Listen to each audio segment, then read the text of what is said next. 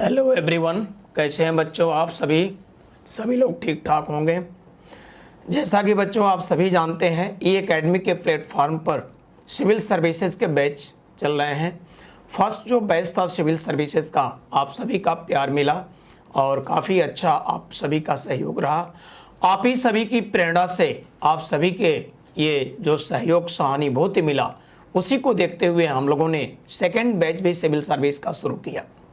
और second batch में भी हम यही उम्मीद करते हैं कि आगे भी सेकेंड बैच ही नहीं, थर्ड बैच, फोर्थ बैच लगातार हम लोग आपके लिए ये प्रयासरत रहेंगे। यानी सेकेंड बैच में भी आप सभी स्टूडेंट का जो प्यार मिल रहा है, जो सहयोग मिल रहा है, उस आधार पर हम उम्मीद करते हैं कि आगे भी हम लोग ये बैच कंटिन्यू रखेंगे, चलते रहेंगे। दरअसल मैंने आप सभी से ये कहा था कि किसी भी तरह से कोई कंप्लेन हो आप हम लोगों को ज़रूर बतावें। तो आज भी मैं कह रहा हूँ, कभी भी क्लासेज में किसी भी सब्जेक्ट में कोई कंप्लेन हो, समझने में कुछ भी, क्लासेज में टाइमिंग में किसी तरह से, तो आप अपनी बातों को रखें और आपके कंप्लेन हम सभी टीचर के लिए इस ई एकेडमी के प्लेटफॉर्म पर एक सजेशन, एक परामर्श माना जाएगा और उसी तरह से सम्मान किया जाएगा। उम्मीद करते हैं आप सभी लोग इसी तरह से सहयोग करते रहेंगे, पूरे मन से पढ़ेंगे और ई एकेडमी के प्लेटफॉर्म पर इस बैच को आप भी प्रमोट करेंगे, यानी अपने मित्रों में बताएंगे, एडमिशन बढ़ाएंगे। थैंक यू बच्चों। तो इसी क्रम में हम लोग आगे बढ़ते हैं। जैसा कि आपको मैं बता दूं, ये सेशन जो चल रहा है क्वेश्चन आंसर एक्सप्लेनेशन का, तो ये क्वेश्चन होंगे और उसके आंसर क्या होंगे, एक्सप्लेनेशन डिटेल सभी सब्जेक्ट में ये चलता रहेगा। आज ही नहीं, कंटिन्यू ये भी जारी रहेगा। तो आज के सेशन में क्वेश्चन आंसर एक्सप्लेनेशन जो होगा पॉलिटी के सेशन में, आइए देखते हैं क्वेश्चन। और बच्चों देखा जाए question number first, which of the following is oblique और extra constitutional and extra legal device for securing cooperation and coordination between state in India. तो यहाँ पर ये क्वेश्चन में कहा गया है कि भारत राज्य में एक्स्ट्रा कॉन्स्टिट्यूशनल बॉडी यानी संविधानेतर निकाय या एक्स्ट्रा लीगल यानी गैर वैधानिक निकाय, इनमें से कौन है। देखिए, बॉडी को क्लासीफाई किया जाए तो सबसे पहले तो क्लासीफाई हम लोग कर सकते हैं टू टाइप्स। एक होता है कॉन्स्टिट्यूशनल बॉडी और सेकेंड होगा एक्स्ट्रा कॉन्स्टिट्यूशनल बॉडी। यानी हिंदी में कहेंगे निकाय को दो भागों में बांट सकते हैं, पहला संवैधानिक निकाय और दूसरे को कहेंगे संविधानेतर निकाय। संविधानेतर बच्चों जो शब्द है, ऐसे ही निकाय को संविधानेतर निकाय कहा गया है, जो भारतीय संविधान के तैयार हो जाने के बाद जिनका गठन किया गया, जिनका क्रिएशन किया गया, संविधान धन इतर संविधानेतर। जैसे स्नातक आप करते हैं ग्रेजुएशन और पोस्ट ग्रेजुएशन करते हैं, उसको कहते हैं स्नातकोत्तर। स्नातक प्लस उत्तर यानी स्नातक के बाद की जो कक्षा है, जो क्लास, जो डिग्री है, उसी को आप कहते हैं स्नातकोत्तर। उसी तरह से संविधान बनने के बाद, जैसे ग्रेजुएशन के बाद की डिग्री को स्नातकोत्तर, स्नातक के बाद, उसी तरह से संविधान बनने के बाद की जो निकाय हैं, जो बॉडी हैं, उनको कहा गया है संविधानेतर, एक्स्ट्रा कॉन्स्टिट्यूशन बॉडी, कॉन्स्टिट्यूशन से एक्स्ट्रा। तो मूल संविधान में या संविधान के किसी अनुच्छेद में जिनकी चर्चा न हो, जो मेंशन न हो, संविधान के किसी अनुच्छेद में उल्लेख न हो, कॉन्स्टिट्यूशन के किसी भी आर्टिकल में मेंशन न हो, इस तरह के बॉडी, इस तरह के निकाय को कहा गया है एक्स्ट्रा कॉन्स्टिट्यूशनल बॉडी, संविधानेतर निकाय। आइए देखा जाए अब कौन कौन ऐसे बॉडी हैं जो एक्स्ट्रा कॉन्स्टिट्यूशनल है। देखा जाए तो एक्स्ट्रा कॉन्स्टिट्यूशनल बॉडी में ये जानने से पहले एक बात और बता दें, एक्स्ट्रा कॉन्स्टिट्यूशनल बॉडी को भी हम लोग क्लासीफाई करें तो ये भी टू टाइप्स हैं।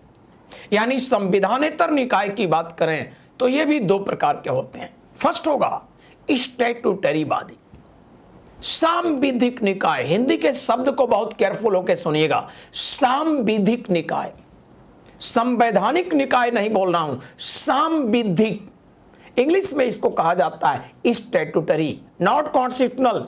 मैं कॉन्स्टिट्यूशनल बॉडी नहीं बोल रहा हूं, स्टैट्यूटरी बॉडी, और हिंदी में सांविधिक निकाय। तो एक्स्ट्रा कॉन्स्टिट्यूशनल बॉडी के भी 2 पार्ट्स में डिवाइड कर सकते हैं। फर्स्ट होगा स्टैट्यूटरी बॉडी, सांविधिक निकाय, एंड सेकेंड होगा नॉन स्टैट्यूटरी बॉडी, गैर सांविधिक निकाय। बच्चों, सांविधिक निकाय ऐसे निकाय को कहा गया है, स्टैट्यूटरी बॉडी ऐसे बॉडी को कहा गया है जो बिल आया, पार्लियामेंट के दोनों हाउसेस से पास हुआ, प्रेसिडेंट का सिग्नेचर हुआ, अब बन गया क्या? एक्ट। बिल पर फाइनली दोनों हाउसेस से पास होने के बाद फाइनली जब तक राष्ट्रपति का सिग्नेचर ना हो तब तक उसको बिल कहते हैं, एक्ट, अधिनियम नहीं।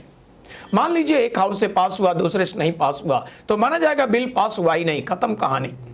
लेकिन बिल दोनों हाउस से पास हो गया और इंडिया के प्रेसिडेंट का सिग्नेचर भी हो गया, तो अब आप उसको बिल नहीं कहते हैं, अब उसको बोलते हैं एक्ट, अधिनियम। तो पार्लियामेंट के हाउसेस से बिल पास करके प्रेसिडेंट का सिग्नेचर हो गया, एक्ट बन गया, अधिनियम कानून बन गया, और उस एक्ट के थ्रू जिस बॉडी का क्रिएशन होता है उसी बॉडी को कहते हैं स्टैट्यूटरी बॉडी। आप हिंदी मीडियम के हैं तो अधिनियम बनाकर जिस निकाय का गठन हुआ उसी अधिनियम को आप बोलते हैं सांविधिक निकाय। स्टैट्यूटरी बॉडी का हिंदी है सांविधिक निकाय। और नॉन स्टैट्यूटरी बॉडी, गैर सांविधिक निकाय किसको कहते हैं आप समझिएगा। इस तरह की बॉडी जो बिल पास करके एक्ट, अधिनियम बनाए बिना बिल पास किए, बिना अधिनियम तैयार किए किसी बॉडी का क्रिएशन हो, किसी निकाय का गठन हो। कैसे होगा यह गठन? पीएम एंड कैबिनेट के ऑर्डर के द्वारा, कैबिनेट के रिजोल्यूशन के द्वारा, बस कैबिनेट मंत्रिमंडल के डिसीजन ले लिए और उसी ऑर्डर, उसी डिसीजन से काम हो गया। यानी बिल रूप नहीं दिया गया, पार्लियामेंट में कोई डिस्कस नहीं, संसद से पास नहीं, प्रेसिडेंट का कोई सिग्नेचर नहीं। तो कैबिनेट के निर्णय से, कैबिनेट के ऑर्डर, डिसीजन से बस पास करके जो काम हुआ उस बॉडी, उस निकाय को कहेंगे क्या? उसको कहेंगे नॉन स्टैट्यूटरी बॉडी। तो मंत्रिमंडल के निर्णय से, किसी विधेयक को पास किए बिना, सिर्फ मंत्रिमंडल के निर्णय से जिस निकाय का गठन करते हैं उसी को कहा जाएगा क्या? गैर सांविधिक निकाय, non statutory body. For example, इसका एग्जाम्पल सुनिए। तो एक्स्ट्रा कॉन्स्टिट्यूशनल बॉडी में हम किसको कहेंगे? जैसे मान लीजिए प्लानिंग कमीशन है, जैसे नेशनल डेवलपमेंट काउंसिल, राष्ट्रीय विकास परिषद, जोनल काउंसिल, आज नीति आयोग है, ये सभी इसमें आ जाएंगे। राष्ट्रीय Ekta Parishad, national integration council, ये सभी आ जाएंगे। इसी प्रकार से राष्ट्रीय मानवाधिकार आयोग, राष्ट्रीय महिला आयोग, सब आ जाएंगे। क्योंकि कॉन्स्टिट्यूशन के किसी आर्टिकल में जितने भी बॉडी का मैंने नेम रखा, किसी का नहीं चर्चा है किसी आर्टिकल में। कॉन्स्टिट्यूशन बनने के बाद इनका गठन हुआ, इसलिए गैर संविधानिक निकाय, एक्स्ट्रा कॉन्स्टिट्यूशनल बॉडी। लेकिन ऐसे बॉडी जो लॉ मेकिंग नहीं हुआ, एक्ट नहीं बना और क्रिएशन हुआ कैबिनेट के ऑर्डर से, उनको कहेंगे नॉन स्टैट्यूटरी बॉडी, गैर सांविधिक निकाय। ऐसे बॉडी में नाम किसका आएगा? जो कैबिनेट के ऑर्डर से हुआ। ये प्लानिंग कमीशन इसी कैटेगरी में आता है। 15 मार्च 1950 को नेहरू जी की सरकार ने कैबिनेट के ऑर्डर से इसका क्रिएशन, इसका गठन किया। कोई बिल पास नहीं हुआ, कोई सिग्नेचर प्रेसिडेंट का नहीं, इसलिए इसको कहेंगे नॉन स्टैट्यूटरी बॉडी। इसको कहेंगे क्या? गैर सांविधिक निकाय, गैर सांविधिक निकाय। एनडीसी, नेशनल डेवलपमेंट काउंसिल का भी नेहरू गवर्नमेंट ने अपने कैबिनेट के ऑर्डर से इसका क्रिएशन किया, गठन किया। 6 अगस्त 1952 की बात है। इसी प्रकार से देखा जाए तो जोनल काउंसिल जो कहा जाए, ये नॉन स्टैट्यूटरी में नहीं आएगा। संविधानेतर इसको कहेंगे एक्स्ट्रा कॉन्स्टिट्यूशनल, बट स्टैट्यूटरी है। क्यों स्टैट्यूटरी है? क्योंकि 1956 में जोनल काउंसिल एक्ट, क्षेत्रीय परिषद अधिनियम नेहरू सरकार ने तैयार किया और इस एक्ट के द्वारा इसका क्रिएशन हुआ, इसलिए इसको स्टैट्यूटरी बॉडी कहेंगे, नॉन स्टैट्यूटरी इसको नहीं कहेंगे। इसी प्रकार से देखा जाए तो 2003 की बात है, राष्ट्रीय मानवाधिकार आयोग, नेशनल ह्यूमन राइट कमीशन का क्रिएशन हुआ एक्ट बनाकर, इसलिए ये भी स्टैट्यूटरी बॉडी है, ये सांविधिक निकाय है। इसी प्रकार से देखा जाए तो राष्ट्रीय महिला आयोग का भी गठन 1992 में कानून बनाकर, अधिनियम बनाकर राष्ट्रीय महिला आयोग अधिनियम बनाकर किया गया, इसलिए स्टैट्यूटरी बॉडी यानी सांविधिक निकाय। लेकिन इसी प्रकार से हम बात करें और भी, जैसे नीति आयोग है, नरेंद्र मोदी सरकार के मंत्रिमंडल के ऑर्डर से हुआ, कोई बिल अधिनियम नहीं पास हुआ, इसलिए इसको भी हम क्या कहेंगे, नॉन स्टैट्यूटरी, गैर सांविधिक निकाय।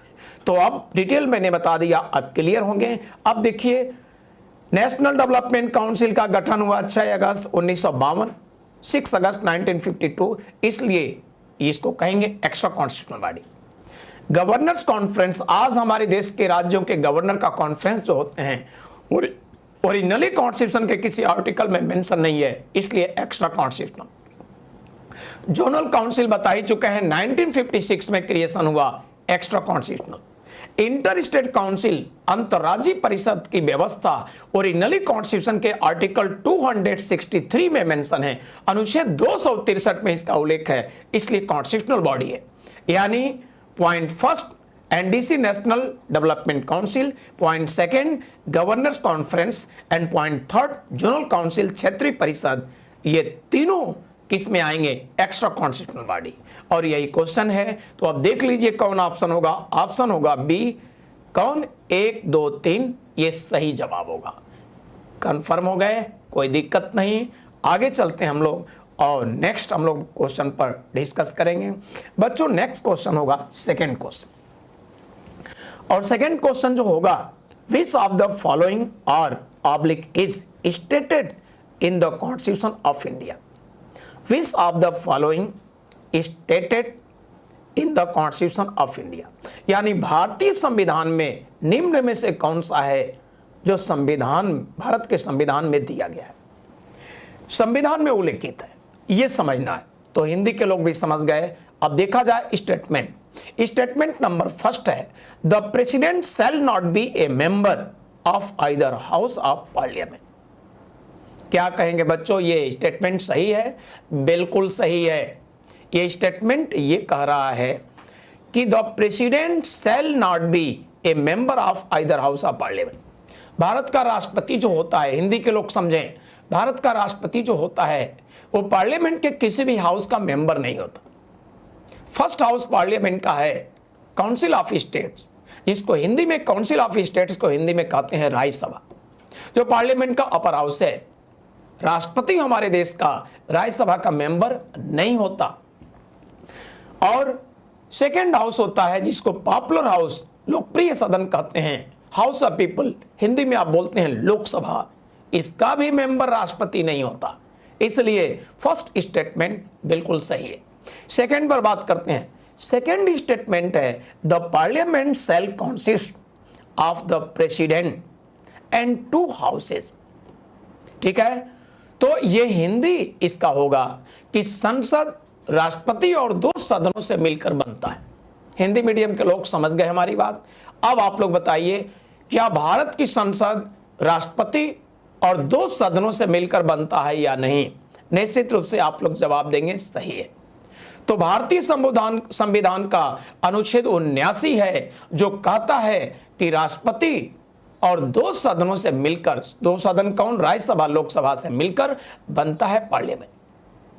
तो इंडिया का जो पार्लियामेंट है, अंडर आर्टिकल 79 मेंशन है, president, council of state and house of people से मिलकर के इंडिया का पार्लियामेंट बनता है। तो आर्टिकल 79 के अकॉर्डिंग सेकेंड स्टेटमेंट भी बिल्कुल सही है। इसलिए इस क्वेश्चन का जवाब अब आप आसानी से ढूंढ सकते हैं। क्या दिया है?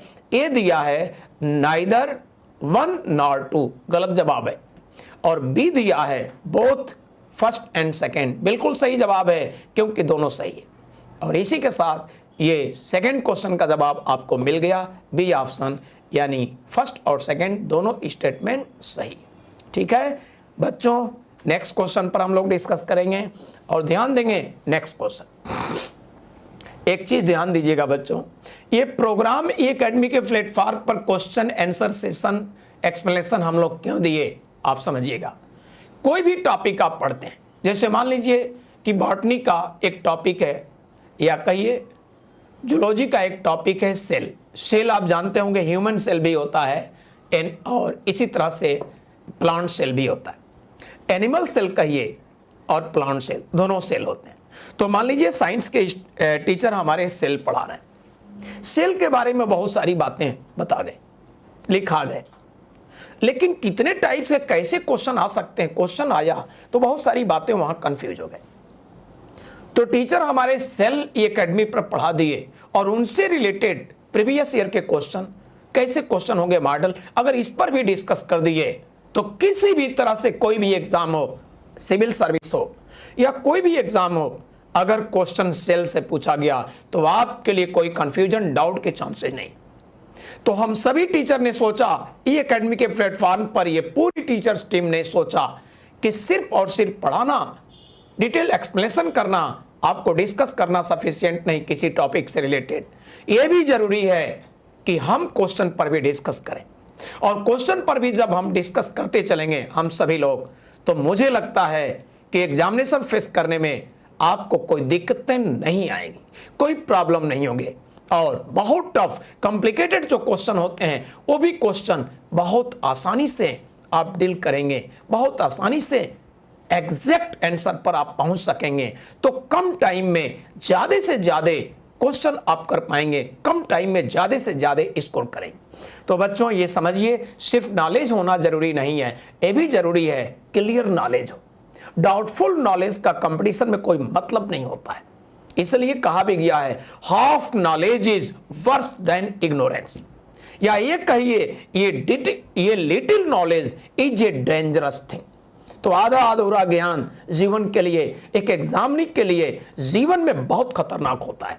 इसलिए हम लोगों ने सोचा कि इस प्लेटफॉर्म पर कुछ ऐसे भी तरीके अपनाया जाए जो आप ज्यादा से ज्यादा स्कोर करें, यानी सामान्य एग्जामिनी से आप अच्छे से फाइट करें। और न सिर्फ पीटी, ये हमारी प्रक्रिया, ये प्रोसीजर मेंस के लिए भी चलता रहेगा। तो आगे हम लोग जब काफी टॉपिक पढ़ा चुके होंगे तो मेंस पर भी इसी तरह से क्वेश्चन आपको राइटिंग करने का, क्वेश्चन दिखाकर कैसे आप करें, कैसे कम समय में ज्यादा अच्छा स्कोर कर सकें, जो वर्ड लिमिट दिया है उसमें कैसे बेहतर राइटिंग कर सकें, यह हमारी टीम ये इसी प्रोसेस प्रक्रिया के तहत आगे भी काम करेगी। तो आइए बच्चों, इस क्वेश्चन सेशन का लाभ आप लोगों को मिल रहा होगा, अनुभव करते होंगे।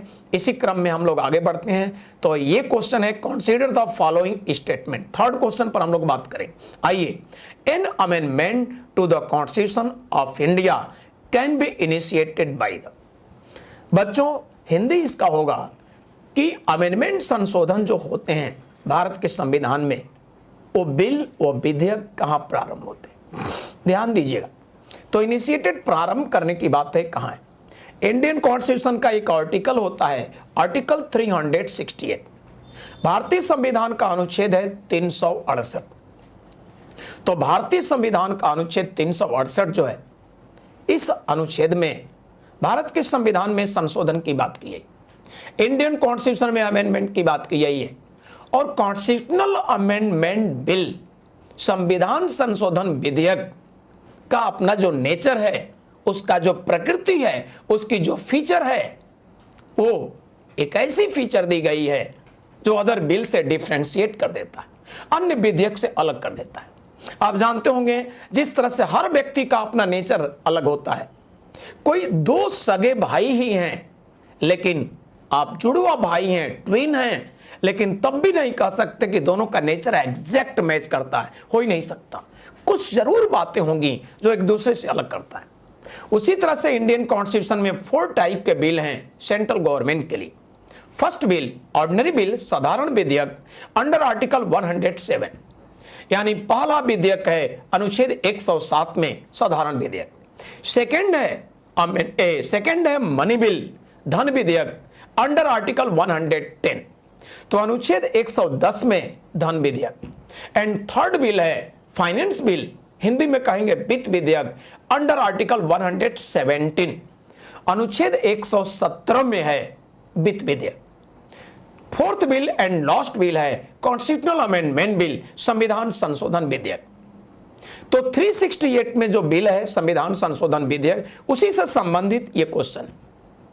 यानी हर बिल का, चारों बिल का अपना अलग अलग नेचर है। इस बिल का नेचर क्या है? इसका नेचर यह है कि लोकसभा या राज्यसभा दोनों में से किसी भी हाउस में इस बिल को रिलेटेड मिनिस्टर प्रारंभ करेंगे, इनिशिएट करेंगे।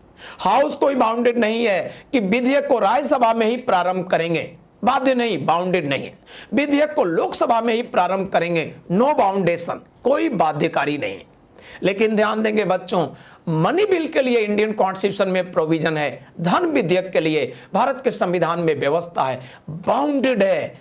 मंत्री लोकसभा में ही प्रारंभ करेंगे, राज्यसभा में प्रारंभ नहीं होगा। देखा आपने अंतर? इसी प्रकार से यह अमेंडमेंट बिल के लिए बाउंडेशन नहीं, लोकसभा में चाहे प्रारंभ कर सकते हैं, इनिशिएट कर सकते हैं, राज्यसभा में कर सकते हैं, कोई बाउंडेशन नहीं, दोनों में से कोई। यानी दोनों हाउस कॉन्स्टिट्यूशनली ऑथोराइज हैं इस बिल को प्रारंभ करने के लिए। प्रारंभिक हाउस, इनिशिएटिव हाउस की बात किया जाए तो राज्यसभा भी इसके लिए ऑथोराइज है, लोकसभा भी ऑथोराइज है, दोनों है। हमारा कॉन्स्टिट्यूशन सिर्फ राज्यसभा या सिर्फ लोकसभा, किसी एक को पावर नहीं दिया है, दोनों को पावर दिया है। इसलिए इस क्वेश्चन के जवाब पर अब हम लोग बातें करें। तो क्वेश्चन के जवाब में आप देखिएगा दिया है क्या? First Lok Sabha, second Rajya Sabha, third state legislature और फोर्थ प्रेसिडेंट। कुछ और डाउट आप लोगों का मैं क्लियर करूंगा। देखिए, बिल पास करने की बात है, प्रेसिडेंट को पावर ही नहीं। बिल पास करना डिस्कस कहां होगा? लेजिस्लेचर में होगा, सदन में होता है। प्रेसिडेंट एक्जीक्यूटिव बॉडी है, यहां कुछ नहीं। अब रही बात स्टेट लेजिस्लेचर दिया है, ये भी कंफ्यूजन सॉल्व कर। देखिए, स्टेट गवर्नमेंट के लिए, स्टेट लेजिस्लेचर के लिए 3 टाइप्स के बिल होते हैं। First ordinary bill, second money bill और थर्ड फाइनेंस बिल। यानी पहला होगा साधारण विधेयक, दूसरा धन विधेयक और तीसरा होगा वित्त विधेयक। तो राज्य सरकार के लिए स्टेट लेजिस्लेचर, राज्य विधानमंडल में 3 ही प्रकार के विधेयक आते हैं। चौथा संविधान संशोधन विधेयक, fourth constitutional amendment bill, power नहीं है राज्य सरकार को, स्टेट लेजिस्लेचर में नहीं आते। यानी इंडियन कॉन्स्टिट्यूशन में अमेंडमेंट करने के लिए कॉन्स्टिट्यूशन ऑथोराइज किया है सिर्फ सेंट्रल गवर्नमेंट, यूनियन गवर्नमेंट को, सिर्फ केंद्र सरकार या संघ सरकार को। राज्यों की सरकारों को संविधान में संशोधन करने की शक्ति नहीं। इसलिए स्टेट लेजिस्लेचर जो थर्ड पॉइंट दिया है ये भी बेकार हो गया और प्रेसिडेंट भी बेकार, बचा कौन? 2 ही। अब आपको ऑप्शन सेलेक्ट करने में आसानी हो गई। ये ऑप्शन ओनली 1 गलत ऑप्शन है, मैं बता चुका हूं, राज्यसभा लोकसभा दोनों। बी ऑप्शन 1, 2, 3 ये भी गलत है और सी ऑप्शन दिया है 2, 3, 4 ये भी गलत है। डी ऑप्शन दिया है 1 और 2 बिल्कुल सही ऑप्शन है। एक है, पहला है लोकसभा, दूसरा राज्यसभा और यही ऑप्शन है। इसलिए सही जवाब होगा डी। मेरे ख्याल से आप एज ए सिविल एस्पिरेंट जो भी लॉजिक में दे रहा हूं बहुत केयरफुल होकर सुनिएगा कि क्यों डी ही होगा, क्यों 1, 2 होगा, 3, 4 क्यों नहीं होगा। उन सारे लॉजिक पर मैंने चर्चा किया है, कोई डाउट नहीं छोड़ा। और बच्चों ये सच्चाई बता दूं, बहुत अच्छे से डिटेल एक्सप्लेनेशन हो तो ये क्वेश्चन के एक्सप्लेनेशन से आपकी कैपेसिटी, आपकी एबिलिटी, एक क्वेश्चन के एक्सप्लेनेशन से कई क्वेश्चन करने की क्षमता बढ़ती है। और सिर्फ जवाब आपको कोई बताता है तो आप सीमित रह जाते हैं, वहां भी क्लियर नहीं और उनसे रिलेटेड और क्वेश्चन नहीं कर सकते। तो डिटेल एक्सप्लेनेशन के फायदे आप समझ गए।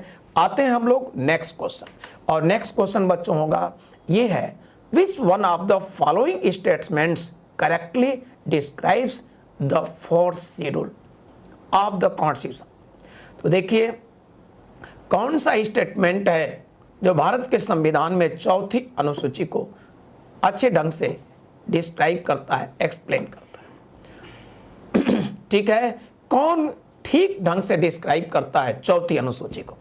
तो सबसे पहले समझिए 4थी अनुसूची 4th शेड्यूल को अच्छे ढंग से, ठीक ढंग से जो डिस्क्राइब करता है, तो ये समझना जरूरी है कि 4थे अनुसूची में डिस्क्रिप्शन है क्या जी। 4थे अनुसूची का क्या है डिस्क्रिप्शन, क्या है विवरण, क्या बात 4थे अनुसूची में दिया गया है, समझ जाइए तो अपने आप क्वेश्चन का जवाब सेलेक्ट कर लेंगे। समझिएगा, देखिए 4थे अनुसूची में दिया गया है allocation of seats in the Rajya Sabha to the states and territory. यानी भारत के राज्यों और केंद्र शासित प्रदेशों के लिए राज्यसभा में सीटों की आवंटन की बात की गई। तो देखना है कि राज्यसभा जो संसद का उच्च सदन है उसमें सीटों का जो डिस्ट्रीब्यूशन है, विवरण है, बंटवारा, एलोकेशन है किसमें, ये चौथी अनुसूची में। तो इस तरह का विषय आप सेलेक्ट कीजिए। ए ऑप्शन ए में दिया गया है it list the distribution of powers between the union and states. गलत जवाब है।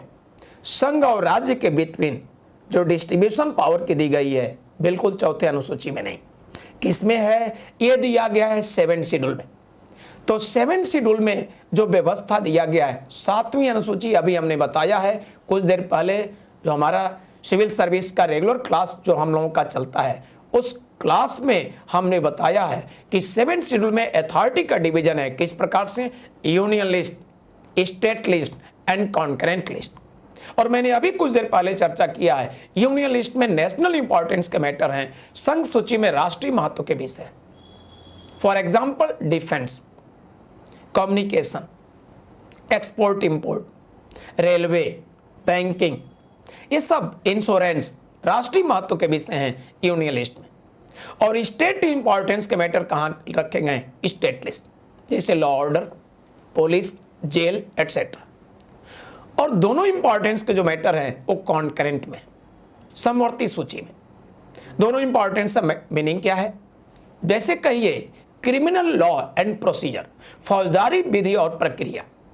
इसी प्रकार से मैरिज, शादी विवाह, डाइवोर्स, संबंध विच्छेद, जो तलाक हो जाते हैं। इसी प्रकार से देखा जाए और भी विषय, एजुकेशन, शिक्षा, फॉरेस्ट, वन या जंगल। नेक्स्ट विषय जंगली जानवरों और पक्षियों की रक्षा, protection of wild animals and birds. ये सारे मैटर्स किसके हैं? ये इसी के हैं, कॉन्करेंट लिस्ट, समवर्ती सूची। तो इसमें दोनों को पावर है कानून बनाने का, लॉ मेकिंग का। और इस प्रकार से ये कॉन्करेंट लिस्ट। तो इस तरह से अथॉरिटी का डिवीजन किया गया है किसमें? 7 शेड्यूल 7वीं अनुसूची में। ये गलत है जवाब। बी देखिएगा, बी में दिया गया है it contains the languages listed in the constitution. ये भी गलत है। अभी कुछ देर पहले मैंने चर्चा किया था languages recognised by the constitution, संविधान द्वारा मान्यता प्राप्त भाषाएं। ये लिस्टिंग जो लैंग्वेज की गई है किसमें है? 8वीं अनुसूची 8 शेड्यूल में। ये भी गलत जवाब है।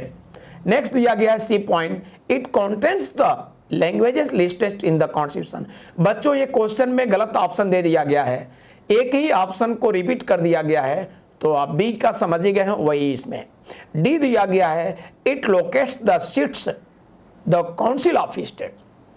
तो अभी कुछ देर पहले मैंने राज्यसभा में सीटों का एलोकेशन, काउंसिल ऑफ स्टेट में लोकेशन ऑफ सीट्स की बात किया, राज्यसभा में सीटों के आवंटन की बात किया। सही जवाब चौथी अनुसूची में यही है, 4th लिस्ट में यही है। इसलिए 4th शेड्यूल की बातें क्लियर हो गया। सही ऑप्शन क्या होगा? D option. कोई दिक्कत? समझ गए। Next question, 5th question. और बच्चों 5th क्वेश्चन है match list first with list second and select the current answer using the codes given below the list. तो देखिए जो लिस्ट दिए गए हैं यहां पर उनके बारे में बात करेंगे। और लिस्ट में क्या है? आर्टिकल 54 मैच करना है किससे होगा? बच्चों आर्टिकल 54 जो दिया गया है ये प्रेसिडेंट के इलेक्शन से संबंधित है, ठीक है। आर्टिकल 75 जो दिया गया है ये है प्राइम मिनिस्टर की नियुक्ति, अदर मिनिस्टर की अपॉइंटमेंट, नियुक्ति से संबंधित। तो ये इसका मैचिंग किससे होगा? सेकेंड से। और 54 का मैचिंग किसके होगा? फर्स्ट से। सी पॉइंट दिया गया है आर्टिकल 155, इसमें गवर्नर के अपॉइंटमेंट की बात दी गई है बाय प्रेसिडेंट, तो ये मैच करता है थर्ड से। और डी है आर्टिकल 164, इसमें चीफ मिनिस्टर के अपॉइंटमेंट की बात है, मैच करता है फोर्थ से। अब देखिए कंपोजिशन ऑफ लेजिस्लेटिव असेंबली, ये व्यवस्था दी गई है आर्टिकल 170 से। तो 170 इसमें नहीं है, इसलिए 1 2 3 4 एग्जैक्टली मैच करते हैं। इस क्वेश्चन का जवाब कौन होगा? इस क्वेश्चन का जवाब इसलिए होगा ए ऑप्शन। अब समझ गए। और इसी के बाद बच्चों हम लोग बात करेंगे नेक्स्ट क्वेश्चन सामने। नेक्स्ट क्वेश्चन दिया गया है which one of the following amendments to the Indian constitution empowers the president to send back any matter for consideration by the council of ministers। तो हिंदी इसका होगा, किस संशोधन के द्वारा राष्ट्रपति को सरकार के पास पुनः विचार करने के लिए रिटर्न करने, वापस करने की शक्ति दी गई। कोई भी बिल है, कोई विधेयक है, तो पुनर्विचार के लिए वापस करने की राष्ट्रपति को शक्ति किस संशोधन के? आपके कंट्री में मोरारजी देसाई की गवर्नमेंट थी, आपके कंट्री में फर्स्ट नॉन कांग्रेस गवर्नमेंट आई और फर्स्ट नॉन कांग्रेस गवर्नमेंट जनता पार्टी की गवर्नमेंट थी। इस गवर्नमेंट ने सोचा, इसके पहले क्या था कि सेंट्रल गवर्नमेंट जो रिकमेंड कर रही है उसके लिए बाउंडेड थे प्रेसिडेंट, बाधित थे काम करने के लिए, सिग्नेचर करने के लिए। बट मोरारजी देसाई गवर्नमेंट ने सोचा कि हो सकता है कुछ कमियां, कुछ गलतियां हो और गवर्नमेंट रिकमेंड करे, उसमें तो सुधार ही नहीं होगा क्योंकि राष्ट्रपति बाउंडेड है, बाध्य हैं सिग्नेचर कर दो। इसके लिए मोरारजी देसाई गवर्नमेंट ने एक अमेंडमेंट किया, 44th अमेंडमेंट एक्ट 1978 की बात।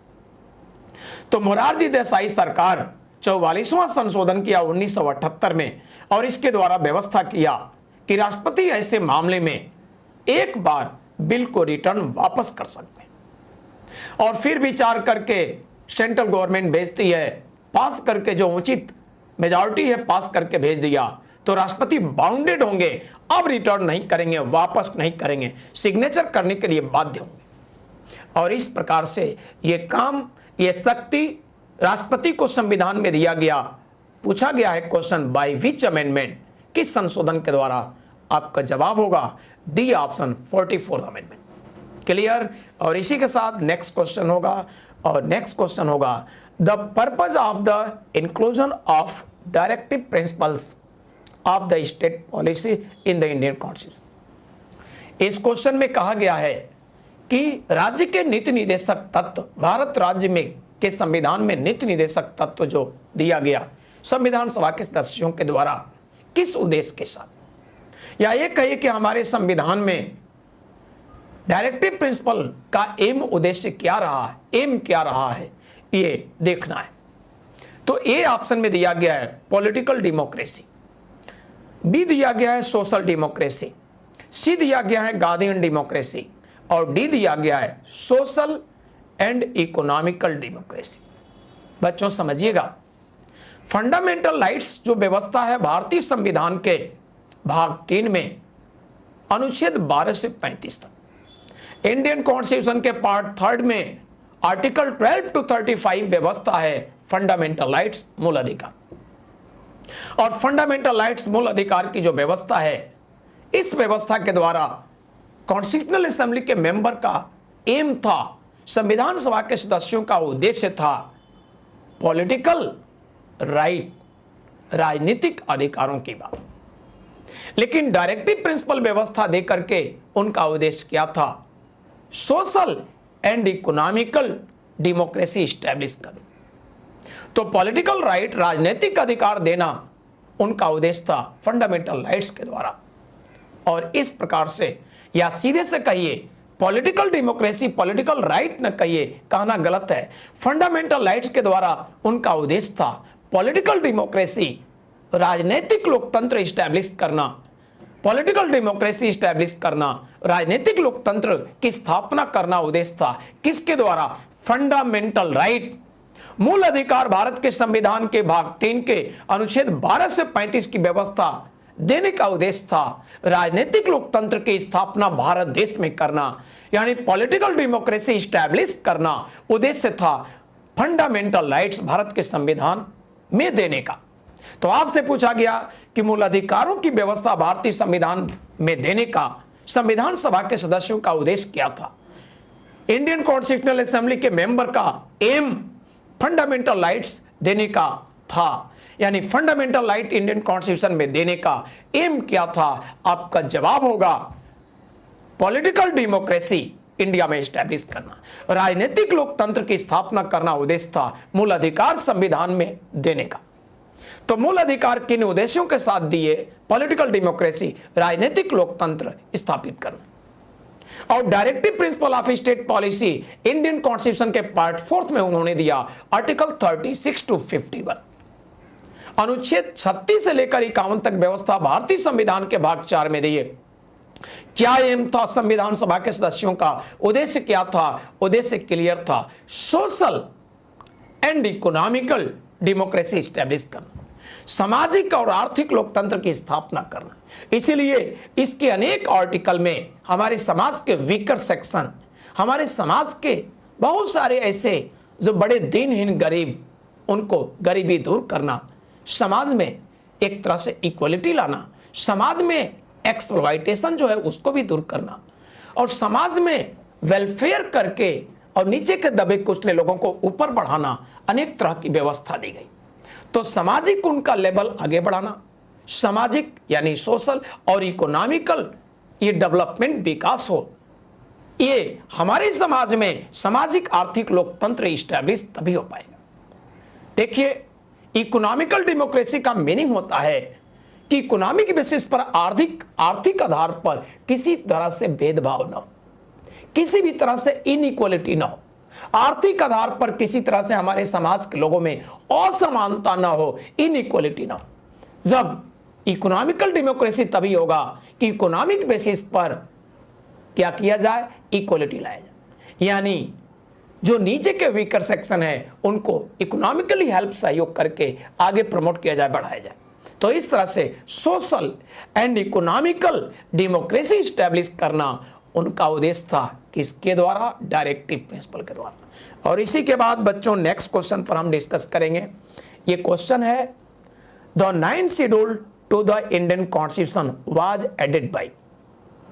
एक बात आपको मैं ध्यान दिला दूं, बात यह है कि पिछला सिविल सर्विस जो एग्जाम हुआ है और पिछला सिविल सर्विस जो एग्जाम हुआ जिसका रिजल्ट आ गया, आज ही रिजल्ट आया है, आईएएस का जो एग्जाम हुआ सिविल सर्विस एग्जाम, उसके पीटी में एक क्वेश्चन पूछा गया था कि 9th शेड्यूल किस अमेंडमेंट के द्वारा संविधान में एडेड हुआ। ये पीटी का क्वेश्चन है, आईएएस पीटी का। बहुत ही फैक्चुअल क्वेश्चन दिया था सिविल सर्विस आईएएस पीटी के एग्जाम में। समझिएगा, इसमें जो दिया गया है 8 शेड्यूल ओरिजिनली कॉन्स्टिट्यूशन में थे और 9th शेड्यूल भारत सरकार ने, नेहरू जी की सरकार ने फर्स्ट अमेंडमेंट एक्ट 1951 में किया। तो प्रथम संविधान संशोधन 1951 में नेहरू सरकार ने किया और इसके द्वारा एक न्यू शेड्यूल क्रिएशन किया। क्वेश्चन यही है, the 9th schedule to the Indian constitution was added by. आपका सही जवाब पहला ऑप्शन ए ऑप्शन है, फर्स्ट अमेंडमेंट एक्ट। ठीक है, हो गया, बाकी पढ़ने की जरूरत ही नहीं। आगे क्वेश्चन देखते हैं नेक्स्ट। और नेक्स्ट क्वेश्चन ये है, which one of the following schedules of the Indian Constitution list the name and states and specifies their territories। यानी भारतीय संविधान के जो राज्य हैं और संघ शासित क्षेत्र, संघ शासित राज्य, उनके विवरण किस शेड्यूल में। हिंदी में आप कहेंगे कि भारतीय संविधान में राज्यों और संघ राज क्षेत्रों का विवरण किस अनुसूची में। तो भारतीय संविधान का जो अनुसूचियां हैं, शेड्यूल्स हैं, फर्स्ट शेड्यूल में कहा गया है description of states and union territory, राज्यों और संघ राज क्षेत्रों का विवरण। ये फर्स्ट शेड्यूल की ही व्यवस्था है और इसलिए आपका जवाब ए ऑप्शन होगा, फर्स्ट शेड्यूल। सेकेंड शेड्यूल क्यों नहीं होगा? सेकेंड शेड्यूल में व्यवस्था है provisions relating to the salaries and allowances, यानी इसमें दिया गया है वेतन भत्ते सुविधाओं का, इसमें चर्चा है। तो सेकंड शेड्यूल इसलिए गलत जवाब होगा। थर्ड शेड्यूल में दिया गया है ओथ शपथ की व्यवस्था। हमारे देश के संविधान में जो भी महत्वपूर्ण पद हैं उनके लिए व्यवस्था है विदाउट ओथ पोस्ट से रिलेटेड कोई पावर अधिकार नहीं, यानी सबसे पहले शपथ, उसके बाद पद से संबंधित जिम्मेदारी पावर। तो इसलिए ये थर्ड शेड्यूल की व्यवस्था है, ये भी गलत है।